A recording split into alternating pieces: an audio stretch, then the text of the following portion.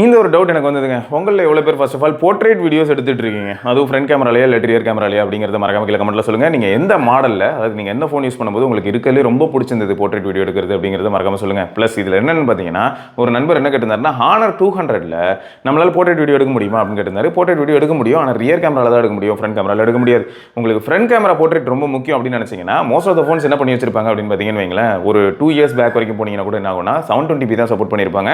அதுவும் portrait front கேமரால. And ஒரு சில ஃபோன்ஸ்ல தான் 1080p வரைக்கும் புஷ் பண்ணியிருப்பாங்க. அப்படியே புஷ் பண்ணியிருந்தாலும் எட்ஜ் டிடெக்ஷன் அந்த அளவுக்கு இம்ப்ரெசிவா இருக்காது. அப்படியே எட்ஜ் டிடெக்ஷன் ஓரளவுக்கு நல்லா இருந்தாலும் கையில பிடிச்சிட்டு அப்படி vlog மாதிரி ட்ரை பண்ணலாம்னு பார்த்தா ஸ்டெபிலைசேஷன் இருக்காது. ஸோ இது எல்லாமே நல்லா பண்ணக்கூடிய ஒரு சில பிராண்ட்ஸ் யாரெல்லாம் அப்படின்னு சொல்லணும்னா சாம்சங் சொல்லலாம், ஆப்பிள் சொல்லலாம். ஸோ இவங்க 2 பேருமே தான் இருக்கலே மாஸ் பண்றாங்க. அண்ட் ரீசென்ட் டைம்ல ஓரளவுக்கு ஒரு சிலர் இம்ப்ரூவ் பண்ண ட்ரை பண்றாங்க. But Samsung as well as apple நீங்க என்ன பண்ண முடியும்னா 4K போர்ட்ரைட்லாம் எடுக்க முடியுங்க. இப்போ கூட பாருங்களேன், சாம்சங்ல நான் போர்ட்ரைட் தான் எடுத்துட்டு இருக்கேன். அதுவும் ஃப்ரண்ட் கேமரால எடுத்துட்டு இருக்கேன். ஸோ இந்த மாதிரியான விஷயங்கள்லாம் வேணும் அப்படின்னு நினைச்சா வேற வழியே கிடையாது. சாம்சங் ஆர் ஆப்பிள் தான் போய் ஆகணும்.